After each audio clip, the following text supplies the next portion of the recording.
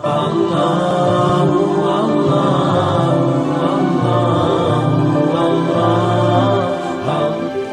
Allah berfirman dalam surah Al-Baqarah 155 sampai 157.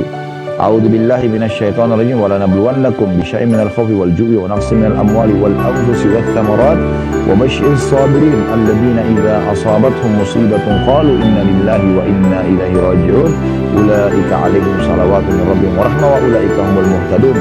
Dan sungguh kami pasti akan memberikan cobaan kepada kalian semua dengan sedikit ketakutan, kekhawatiran, kelaparan, kekurangan harta dan jiwa dan buah-buahan, dan beritakanlah berita gembira kepada orang-orang yang sabar, yaitu orang-orang yang apabila ditimpa musibah mereka mengucapkan kami milik Allah dan kami akan kembali kepada Allah. Mereka itulah akan mendapatkan keberkahan yang sempurna dan rahmat dari pencipta atau Rabb mereka, dan mereka itulah orang-orang yang mendapat petunjuk. Kemudian juga dalam Asy-Syu'ara atau Asy-Syura, surah Asy-Syura ayat 43. A'udzu billahi minasyaitonir rajim wa man sabara wa ghafara inna dzalika lamin azmil umur. Tetapi orang yang bersabar dan memaafkan sesungguhnya perbuatan demikian itu termasuk hal-hal yang diutamakan. Ya, di sini disebutkan tentang keutamaan sabar ya. Dan kadang-kadang subhanallah cobaan itu kalau kita ambil hikmahnya, kita akan betul-betul tahu kalau itu rasa sayang kasih sayangnya Allah. Jadi ada hadis yang berbunyi Innallaha idza ahabba 'abdan ibtalah. Allah kalau cinta seorang hamba justru Allah mengujinya. Jadi ternyata ujian itu teman-teman sekalian yang datang itu seperti memangkas sisa umur kita dalam ketaatan. Ya. Karena kalau lagi sakit misalnya, biasa ke diskotik temannya ajak, dia nggak mau lagi pergi. Seperti dipangkas dia harus dalam keadaan itu tidak berbuat dosa dalam beberapa hari. Gitu kan? Dan juga dia sebenarnya sedang dibersihkan dosanya, sedang ditinggikan derajatnya, sedang banyak yang terjadi ya, yang Allah SWT berikan. Ada satu syekh di Riyadh terjadi kisah nyata di Saudi ini. Dia seringkali datangi rumah sakit, kunjungin rumah sakit. Ada satu anak muda itu kakinya digips semuanya sudah mungkin 2 tahun dibuka-buka gitu kan, jadi dia sakit itu. Terus syekh ini tanya, kata dokter-dokter ini yang pasien paling kesian ini, paling lama orang ini gitu kan. Jadi sudah berapa kali pernah dibuka, ternyata masih butuh, dianu lagi segala macam. Maka dia bilang, syekhnya bilang, saya waktu datang, saya coba memilih kalimat yang paling tepat supaya dia mau sabar gitu. Begitu saya datang, wahai saudaraku bersabarlah. Dia bilang, syekh jangan bilang sabar. Bilang saja, ya bersyukurlah kamu karena dapat cobaan ini. Syekh, kenapa kau malah bilang begitu? Kok bisa kamu pasien paling lama sini sampai 2 tahun, kaki kamu gak bisa bergerak, dan kamu bilang bersabar? Dia bilang, syekh demi Allah, saya dulu 2 tahun lalu sebelum kejadian ini, saya adalah orang yang paling jauh dari agama. Tiap hari kerja saya foya-foya. Pokoknya banyak buat dosa dah. Saya ini kejadiannya 2 tahun lalu tabrakan, sampai kaki saya patah, gitu kan. Dan setelah saya masuk rumah sakit, pekan-pekan pertama memang saya sedih, saya sumpah, saya segala macam. Tapi lama-lama, saya hanya jadi berpikir, karena tidak ada kegiatan, dan saya tidak bisa bergerak, saya lihat Al-Quran, saya baca Al-Quran, dan tahu syekh, selama 2 tahun ini saya di sini, kaki saya begini, saya jadi hafal Quran, 30 juz. Jadi saya bersyukur justru saya dapat musibah ini.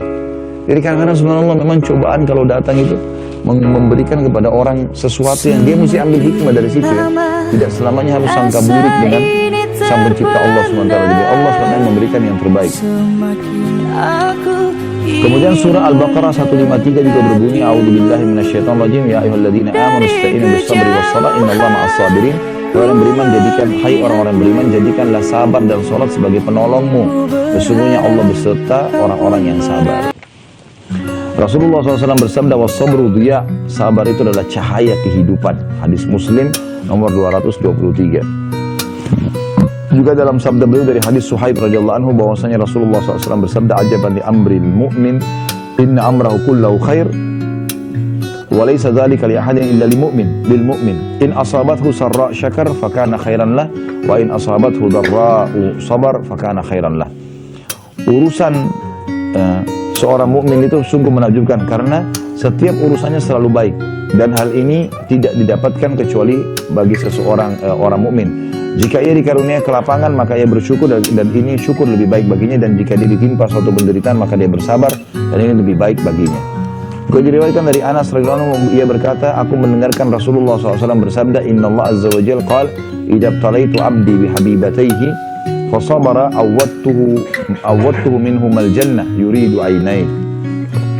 Sesungguhnya Allah yang Maha Suci dan Maha Mulia berfirman, jika aku memberi cobaan kepada hambaku dengan mengambil dua kecintaannya, lalu ia bersabar, maka aku gantikan keduanya dengan surga.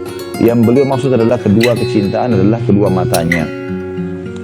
Juga dari Aisyah radhiyallahu anha dikatakan bahwasanya Rasulullah SAW bersabda tentang penyakit taun. Dan taun adalah penyakit yang kalau kena ke badan bisa merusak kulitnya dan bisa jatuh ya, anggota tubuhnya itu bisa jadi berjatuhan ya. Ini penyakit yang berbahaya sekali, dan taun ini tentu rahmat bagi orang beriman ya. Kalau orang beriman yang kena taun, dia mati, maka dia bisa mati syahid. Rasulullah SAW bersabda, "Annahu kana adzaban yab'athuhu Allah 'ala man syaa faja'alahu Allah rahmatan lil mu'minin. Falaysa min 'abdin yaqa'u fi at-ta'uni fayamkuthu fi baladihi salim." Itu menjadi siksaan bagi orang yang dikehendaki oleh Allah, yaitu orang kafir dan muslim yang bermaksiat. Ini sering dikasih penyakit ini. Lalu Allah menjadikannya sebagai rahmat bagi orang-orang beriman. Maka tidaklah seorang hamba mukmin tertimpa taun lalu ia tidak keluar dari negerinya. Karena kita kalau lagi kena penyakit taun tidak boleh keluar dari lokasi kita. Dan dia bisa menular ya. Ia bersabar dan mengharapkan pahala Allah, dan ia mengetahui bahwa bahwa tidak akan menimpa kepadanya kecuali sesuatu yang telah Allah tetapkan, maka Allah akan berikan kepadanya pahala syahid. Hadis ini riwayat Bukhari nomor 5734. Juga sabda Nabi SAW, "Innamas sabru inda sadmatil ula." Ketahuilah bahwasanya kesabaran itu justru dibutuhkan pada saat musibah yang pertama. Ya, sebenarnya kita butuh sabar itu cuma di awal, misalnya awal kejadian. Setelah itu, hari kedua, hari ketiga, seminggu, setahun, sudah hilang dengan sendirinya. Diriwayatkan juga dalam hadis Abu Hurairah dan Abu Sa'id Al-Khudri radhiyallahu anhuma bahwasanya Nabi SAW bersabda, "Ma yusibul muslima min nasabin wala wasabin wala hammin wala huznin wala azan wala ghammin hatta syaukati yushakuha illa kaffarallahu biha min khatayahu." Tidaklah seorang muslim ditimpa kepenatan, penyakit, kegelisahan, kesedihan, sakit hati, dan duka cita hingga duri yang menyakitinya, kecuali dengannya Allah akan menghapus dosa-dosanya. Hadis ini riwayat Bukhari nomor 5641 dan 5642 dan Imam Muslim nomor 2573.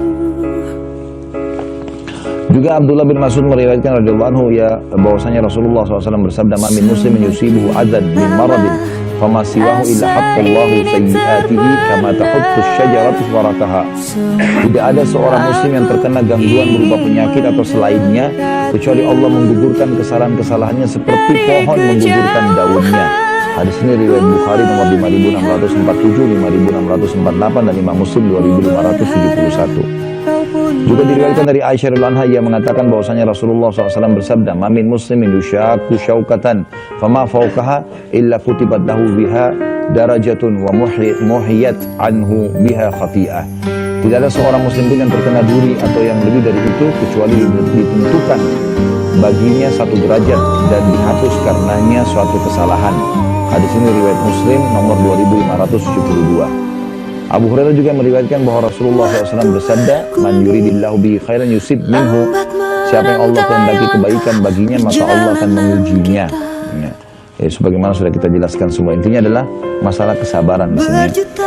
Dari Anas juga radhiyallahu anhu disebutkan hadis, "Inna idzamal jazai min idzamil bala wa inna Allah idza ahabba qauman ibtalahum faman radiya falahu ridha wa man sakhita falahu sakht." Sesungguhnya balasan yang agung itu akan didapat karena ujian yang berat. Dan sesungguhnya Allah apabila mencintai satu kaum, maka dia akan menguji mereka. Barang siapa yang ridho terhadap ujian itu, maka Allah pun ridho kepadanya. Dan barang siapa yang marah karenanya, maka Allah pun murka kepadanya. Jadi kita disuruh sabar, terima sebagai cobaan dari Allah. Karena kita berkeluh kesah pun tetap akan berlalu. Kata Umar bin Khattab radhiyallahu anhu, siapa yang ditimpa musibah, kemudian dia bersabar, dia terima sebagai cobaannya, maka dia akan mendapatkan pahala dan solusi dari musibahnya. Tapi kalau dia berkeluh kesah, dia akan mendapatkan dosa. Allah murka dengan dia, Allah lagi uji, kenapa dia nggak mau, gitu kan? Seperti orang kalau kuliah nggak mau diuji, nggak ada ujiannya, mau naik kelas tiba-tiba, harus nggak naik kelas diuji dulu, gitu kan? Dan setiap cobaan yang datang teman-teman kadang-kadang begini peka melihat, kalau ada orang yang menjadi penyebab kita jadi masalah, maka lihatlah orang ini Allah sedang datangkan untuk meninggikan derajat saya. Jangan anggap dia musuh.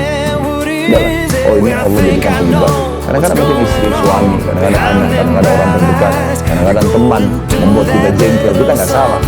Maka yakinlah teman-teman, ini datang sebenarnya orang-orang ini untuk ini Allah jadikan mereka penyebab kita saja untuk mendapatkan derajat yang tinggi. Jadi jangan semuanya kita perlu kesahkan.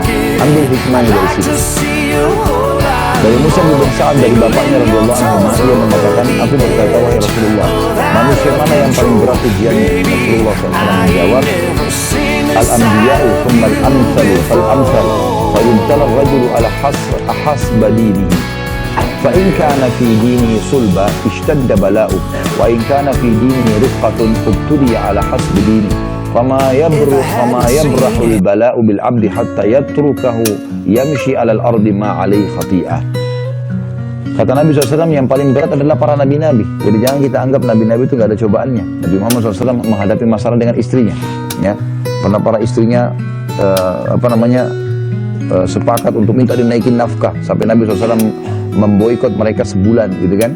Nabi SAW pernah menghadapi banyak kasus dalam masalah rumah tangga, menghadapi orang di sekitarnya kaum munafikin, sahabat-sahabat yang mengaku sahabat Nabi SAW tapi mereka orang munafik, seperti Abdullah bin Abi Salul, ya, dan grupnya.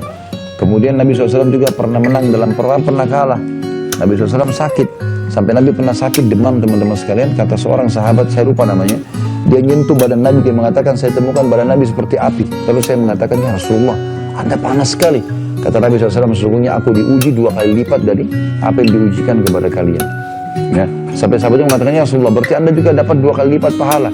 Kata Nabi SAW, iya, juga mendapatkan 2 kali lipat pahala. Gitu.